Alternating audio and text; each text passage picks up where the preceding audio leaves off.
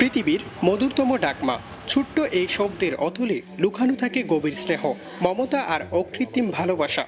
শৈশব থেকে আনন্দ, বেদনা, ভয় কিংবা উদ্দীপনা প্রতিটি অনুভূতিতে জড়িয়ে থাকে মায়ের নাম।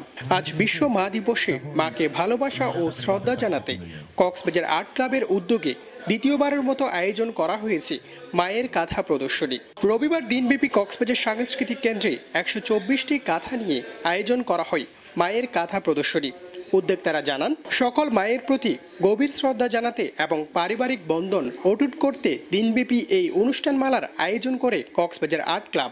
মা দিবসে আজকে কক্সবাজার আর্ট ক্লাব এই মমতা, মায়েদের যে মমতা, মায়েদের যে প্রেম, সেই প্রেমটাকে সম্মান জানিয়ে এই প্রদর্শনীর আয়োজন আসলে। এবং যেটা উদ্দেশ্য সেটা হচ্ছে প্রতিটা ঘরে ঘরে যেন আমাদের এই মায়েদের শিল্পটাকে আদর্শগত জায়গা থেকে ভাবটা যেন, সম্মানটা যেন আমরা দিতে পারি।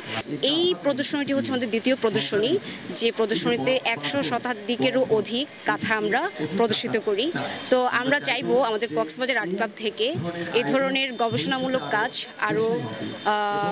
আরও চলমান থাক। মায়ের কাঁথার মতো পারিবারিক সম্প্রীতির যে বন্ধন যুগ যুগ ধরে আমাদের সমাজে চলে আসছে, তাকে নতুন প্রজন্মের মাঝে ছড়িয়ে দেওয়ার জন্য এই আয়োজন বলে জানান আয়োজক। তরুণ প্রজন্মকে আমাদের মেসেজটা হচ্ছে এই যে যারা বুড়ো হয়ে গেছি, যারা এখন অতীত হয়ে গেছে, এই মায়ের কাঁথাটা হয়তো তার সিন্দুকের কোনায় ভাঁজ করে রাখা ছিল অনেক দিন ধরে, হয়তো তার নতুন কম্বলটা পেয়ে এসে কাঁথা ভুলে গেছিল। আমি বলবো যে যে ভালোবাসা, যে বন্ধন, ওটাকে অটুট রাখার জন্য সবসময় এই ধরনের স্মৃতিভর্ষ আমাদের সবসময় পাশে থাকতে হবে, সাথে রাখতে হবে।